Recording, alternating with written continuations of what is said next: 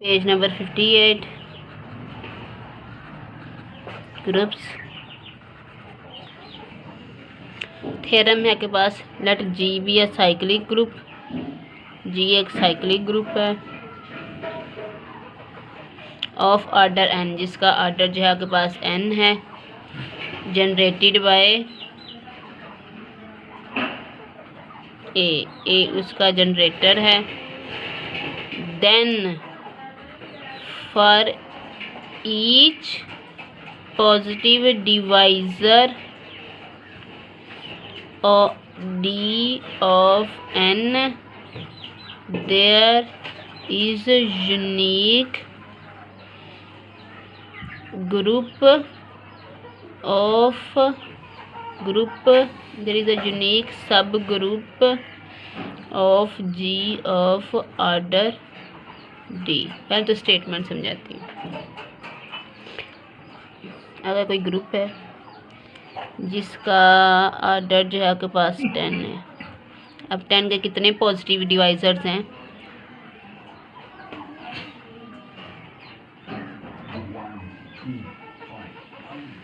ठीक है जी। तो इसका मतलब है कि फिर then for each positive divisor, हर डिवाइजर के कोरिस्पोंड आपके पास इसका एक सब ग्रुप एग्जिस्ट करेगा unique of order D in orders के। यानी कि फिर इस ग्रुप जी के पास 2 ऑर्डर का भी एक सब ग्रुप होगा, 5 ऑर्डर का भी एक सब ग्रुप होगा और सिर्फ एक ही होगा। यानी कि इन ऑर्डर्स के सब ग्रुप एग्जिस्ट करेंगे, ना सिर्फ एग्जिस्ट करेंगे बल्कि वो सिर्फ एक ही होंगे। ऐसा नहीं होगा कि 2 ऑर्डर के 2 सब ग्रुप्स एग्जिस्ट कर जाए, नहीं, वो एक ही एग्जिस्ट करेगा, लाजमी एग्जिस्ट करेगा और एक ही होगा। 5 ऑर्डर का भी सब ग्रुप एग्जिस्ट करेगा और वो एक ही होगा, यूनिक होगा, एक से ज़्यादा नहीं होंगे। ये साइक्लिक के केस में। अगर कोई ग्रुप जो है वो नॉन साइक्लिक हो तो फिर एक ही ऑर्डर के एक से ज़्यादा सब ग्रुप हो सकते हैं आपके पास। जैसा कि आपके पास ये कैलाइंस 4 ग्रुप है, कैलाइंस 4 ग्रुप है, ए बी और ए बी का स्क्वायर, ए बी और ए बी की प्रोडक्ट, सच दैट कि इसमें हर एलिमेंट का जो ऑर्डर है वो 2 है। अब ये एक ग्रुप है, ये एक ग्रुप है जिसका ऑर्डर 4 है। अब इसके ऑर्डर 2 के 2 सब ग्रुप्स हैं। ठीक है जी। एक है 1A, बल्कि 3 है। एक सब ग्रुप है 1B और एक सब ग्रुप है 1AB। तो इसके देखें सब ग्रुप्स का ऑर्डर क्या है?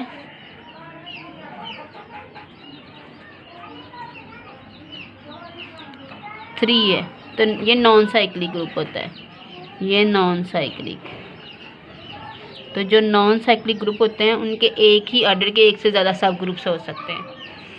नॉन साइक्लिक जो ग्रुप्स होते हैं उनके एक ही ऑर्डर के एक से ज़्यादा सब ग्रुप्स हो सकते हैं। लेकिन अगर आपके पास ग्रुप साइक्लिक है तो उसके हर डिवाइजर के कोरिस्पोंड आपके पास सब ग्रुप्स एग्जिस्ट करेगा, ना सिर्फ एग्जिस्ट करेगा बल्कि वो सिर्फ एक होगा, वो यूनिक होगा, एक से ज़्यादा नहीं होंगे, जैसे इसके एक से ज़्यादा थे। ये स्टेटमेंट समझाने के लिए था और ये एग्जाम्पल है, प्रूव करते हैं।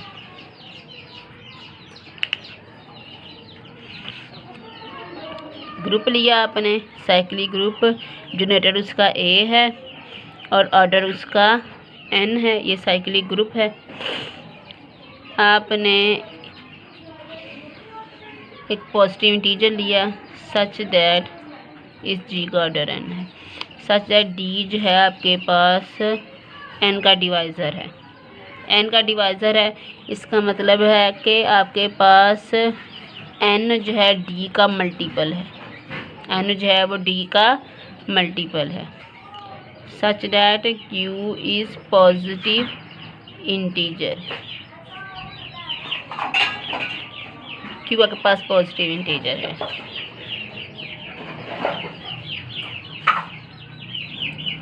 एच, ठीक है। अब हम क्या करते हैं, ये डी के साथ जो क्यू मल्टीप्लाई कर रहा है ना, ए की पावर क्यू लेते हैं और उसके साथ एक ग्रुप जनरेट करवाते हैं, उसके साथ ग्रुप जनरेट करवाते हैं तो जब a की पावर q की पावर आप n लेंगे ना, a की पावर q की पावर d लेंगे तो ये e होगा।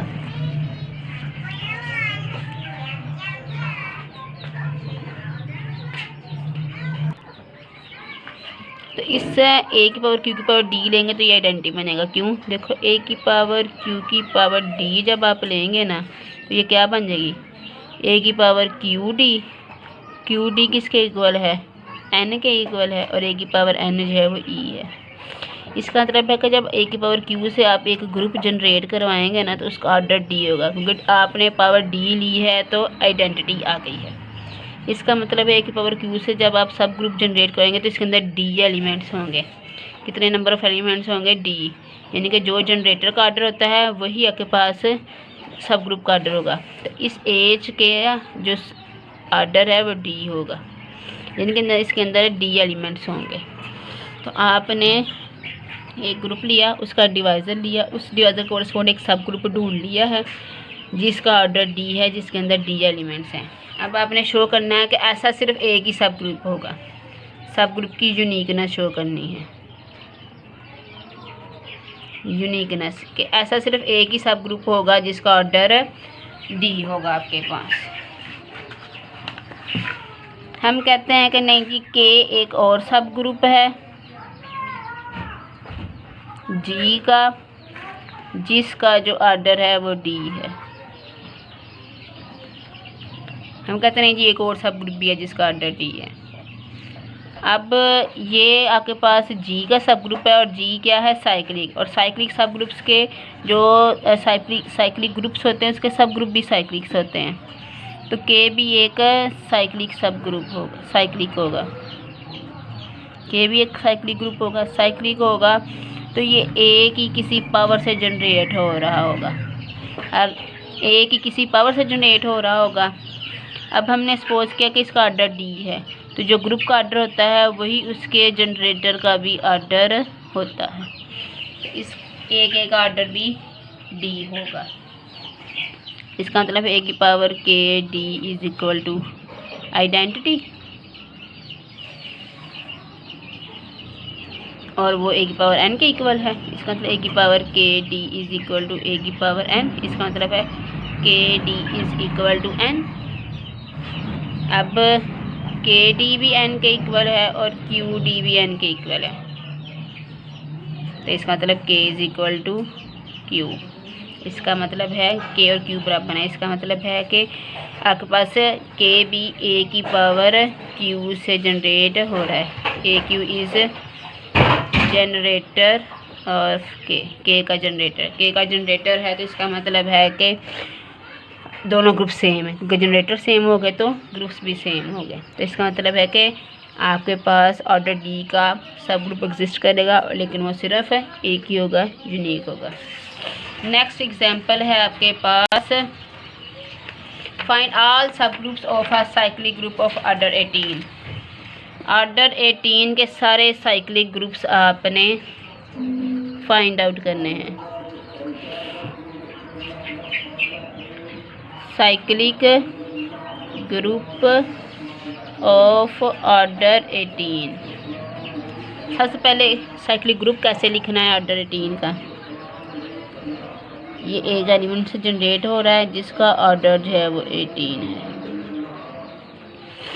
अब हमें कहा गया इसके सब ग्रुप ढूंढें। इसके सब ग्रुप के मतलब अभी हमने थ्योरम पढ़ा है कि जो अगर कोई ग्रुप साइक्लिक है तो उसके ऑर्डर के जितने भी पॉजिटिव डिवाइजर्स हैं उनके कोरस्पॉन्ड आपके पास उस ऑर्डर्स के यूनिक सब ग्रुप्स एग्जिस्ट करते हैं। तो इसका मतलब है हम सबसे पहले 18 के पॉजिटिव डिवाइजर्स बनाएंगे, 1 2 3 6 9 और 18। इन सारे डिवाइजर्स के कोरस्पॉन्ड इसके सब ग्रुप लाजमी एग्जिस्ट करेंगे। अब ऑर्डर 1 का कौन सा होगा,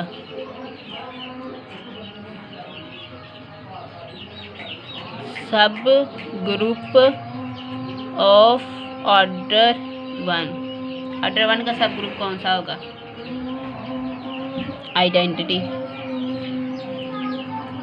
सब ग्रुप ऑफ ऑर्डर 2। ऑर्डर 2 का सब ग्रुप कैसे बनाएंगे, यानी कि जिसके अंदर 2 एलिमेंट्स हों।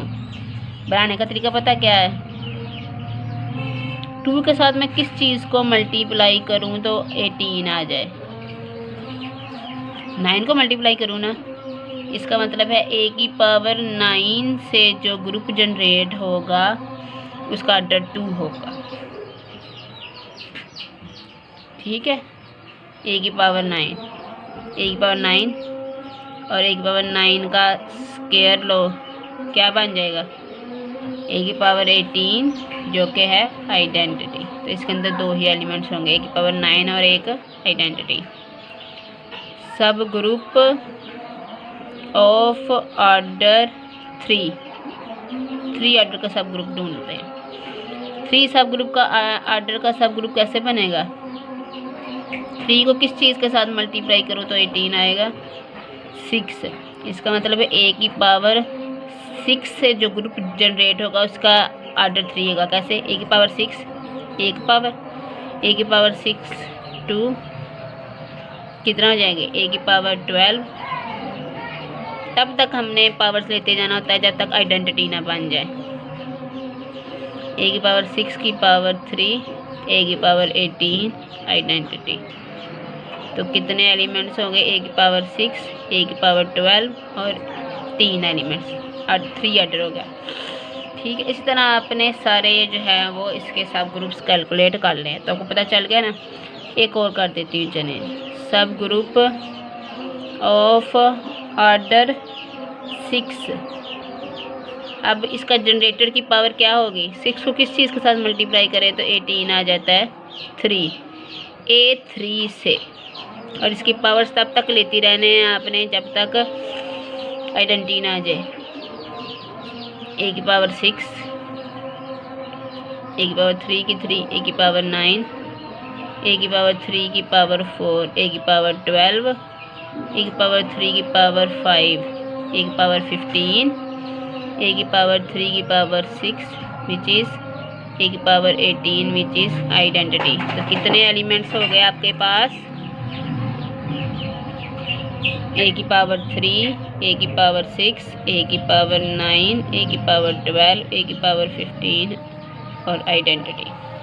तो ये 1 2 3 4 5 6 ये सब ग्रुप आ गया ऑफ ऑर्डर 6। आपने इस एग्जाम्पल को भी कंप्लीट करना है और नेक्स्ट एग्जाम्पल को भी कंप्लीट करना है इसी तरीके से। नेक्स्ट थ्योरम है आपके पास पेज नंबर 61 पे। Let G be a cyclic group, G एक साइक्लिक ग्रुप है, बी साइक्लिक ग्रुप। नंबर 1,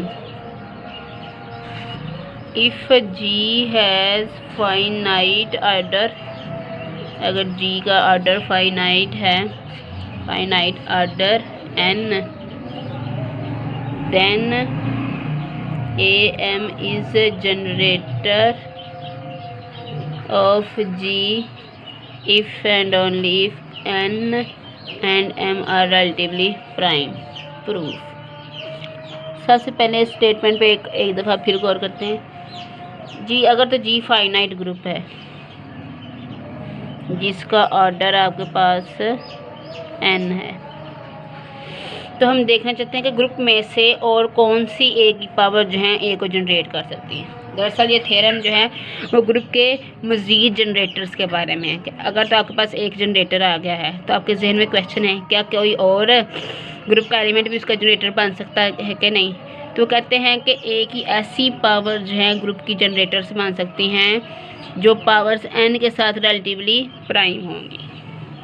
यानी कि ये थ्योरम हमें जनरेटर्स के बारे में इंफॉर्मेशन दे रहा है, हमें बता रहा है कि ग्रुप के एक से ज़्यादा जनरेटर्स हो सकते हैं और ए की ऐसी पावर्स जनरेटर्स बन सकती हैं, ग्रुप की बन जाती हैं ग्रुप की जनरेटर्स जो पावर्स n के साथ रिलेटिवली प्राइम होती हैं।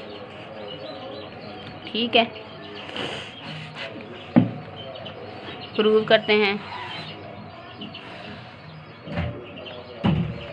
हम कहते हैं कि एक और जनरेटर है जी का, let G be generated by a की पावर m हम कहते हैं कि जी जो है वो एक उसका एक और जनरेटर है। तो फिर हमने शो क्या करना है, एन और एम जो है फिर रिलेटिवली प्राइम। अब जी जो का जनरेटर एक और है, तो इसका मतलब क्या हुआ, ए एम जनरेटर है। अब ए जो है बिलोंग्स टू जी, ए जो है वो जी का एलिमेंट है ना, जी का एलिमेंट है, तो इसका मतलब है कि जी का फिर हर एलिमेंट ए की पावर्स की फॉर्म में होगा। क्योंकि जब हमने कहा कि जी का जनरेटर ए है, इसका मतलब ए जी के सारे एलिमेंट्स ए की पावर्स की फॉर्म में। जब हमने कहा जी का जनरेटर ए एम है, तो इसका मतलब है कि फिर जी के सारे एलिमेंट्स ए एम की पावर्स की फॉर्म में होंगे। अब ए भी जी का एलिमेंट है, तो ए भी फिर ए एम की पावर की फॉर्म में होगा।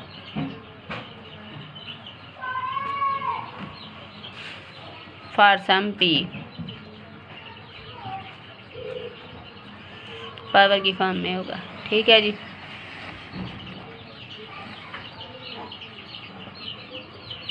दोनों तरफ ए इनवर्स से मल्टीप्लाई कर दें।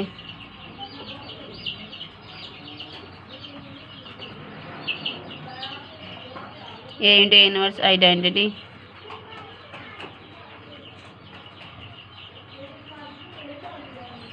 ठीक है।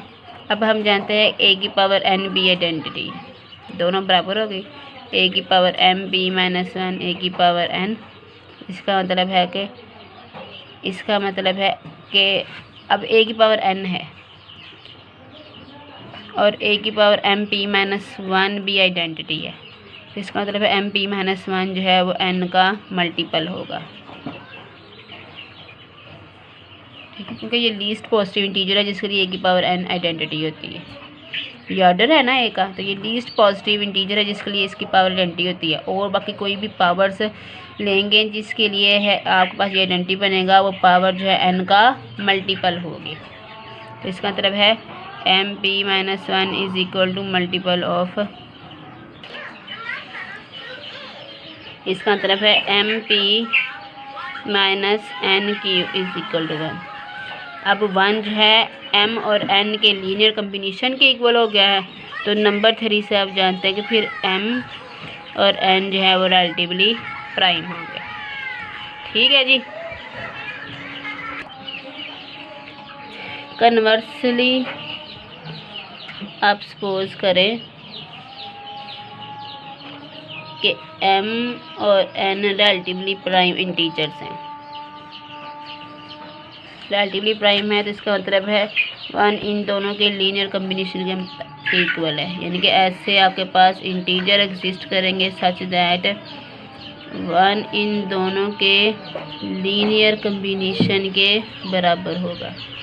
तो आपने शो क्या करना है, फिर आपने शो करना है फिर वो इंटीजर जो कि एन के साथ रिलेटिवली प्राइम है, हम उन के कोरस्पोंड ए की पावर्स लें तो वो भी जी के जनरेटर बन जाते हैं। इज़ आल्सो जनरेटर ऑफ जी, ये भी जी का जनरेटर बन जाते हैं। अब ये जी का जनरेटर कब बनेंगे, जनरेटर बनने के लिए क्या करना पड़ता है, जनरेटर बनने के लिए ये करना पड़ता है कि जी का हर एलिमेंट इसकी पावर्स की फॉर्म में आ जाए। जी का हर एलिमेंट अगर इसकी पावर के फॉर्म में लिखा जा सकता है तो ये जनरेटर बन जाएगा। हमने ए एम से एक ग्रुप जनरेट करवा लिया है। हम शो करेंगे कि ये एच जो है जी के इक्वल हो जाता है। अब ए चूँकि जी को बिलोंग करता है तो ए की पावर एम भी जी को बिलोंग करेगी। अब ये ए की पावर एम जी का मेंबर है, जी के मेंबर से ग्रुप जनरेट करवाएंगे तो वो हमेशा जी के अंदर ही कंटेन करेगी। अब लेट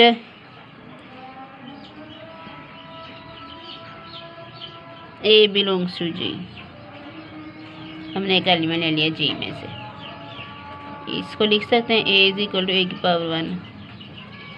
अब वन किसके इक्वल है, M P plus Q N के इक्वल है। ए की power M P into A की पावर क्यू एन, ए की पावर एम की पावर पी, ए की पावर एन की पावर क्यू, ए की पावर एम की पावर पी और ए की पावर एन क्या है, आइडेंटिटी। ठीक है जी, क्योंकि ग्रुप का ऑर्डर एन है तो ए की पावर एन जो है वो आइडेंटिटी। आइडेंटिटी की पावर क्यू आइडेंटिटी ही होती है, ए की पावर एम की पावर पी इंटू आइडेंटिटी।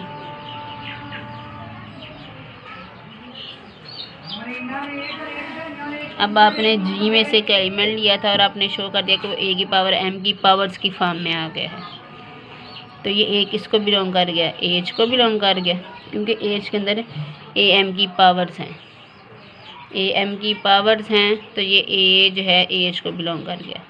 अब ये एलिमेंट आपने कहाँ से लिया था, जी में से लिया था और आपने शो कर दिया कि ये एज को बिलोंग कर रहा है। इसका मतलब G is contained into H is contained into G is contained into H. इसका मतलब G is equal to H. इसका मतलब है कि ए की पावर एम बी जी का जनरेटर बन गई है। तो इस थ्योरम ने हमें जी के जनरेटर्स के बारे में इंफॉर्मेशन दी है कि जी के और कौन कौन से ए के अलावा और कौन कौन से जनरेटर हो सकते हैं।